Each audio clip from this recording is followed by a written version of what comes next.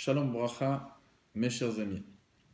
Nous avons parlé dans la vidéo précédente de l'heure de l'allumage de Hanouka, l'Echatrila, c'est-à-dire de la meilleure manière possible.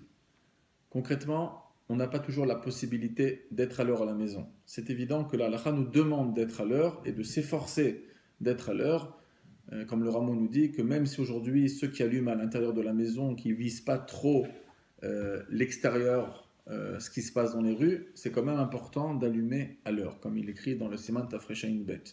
Mais cependant, pas toujours ça se passe de cette manière-là. On peut rentrer tard du travail, on ne peut pas avoir des fois avoir des possibilités d'être à l'heure à la maison. Donc il faut savoir que Alpi Halacha, il y a encore du temps pour allumer les bougies de Hanouka. En réalité, le Shulchan nous dit à la fin du Siman Tafreshain Bet que nous avons toute la nuit pour allumer les bougies de Hanouka. Cependant, il est important de préciser que si une personne rentrerait vraiment très tard, c'est-à-dire après minuit, chatzot de la nuit, alors c'est pas exactement minuit, c'est bien sûr selon les heures toraniques, mais à partir du moment de chatzot, alors l'opinion du Rachal est de ne plus pouvoir faire bracha de bénédiction sur l'allumage des bougies, mais la halakha elle tranche que si quelqu'un est réveillé dans la maison, alors il y a sur ça deux opinions.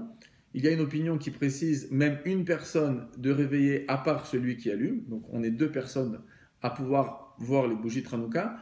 Et dans le Ben Ishraï et le Kaf HaChaim, on précise même le terme deux personnes minimum réveillées.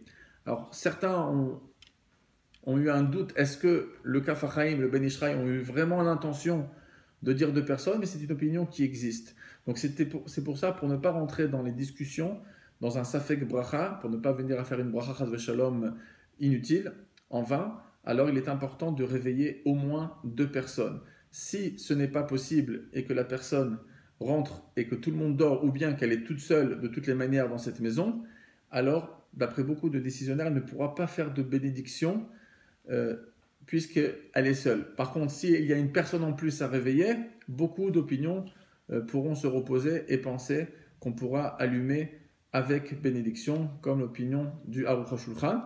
Il existe aussi d'autres opinions qui sont apportées dans le Sharetzion du Mishnah Berurah, qu'on pourrait même faire une bracha, même si on est complètement tout seul. Donc chacun demandera à son Rav. Mon opinion personnelle, c'est qu'il faut craindre à la bracha et de ne pas faire de bénédiction après Chatzot si on est seul.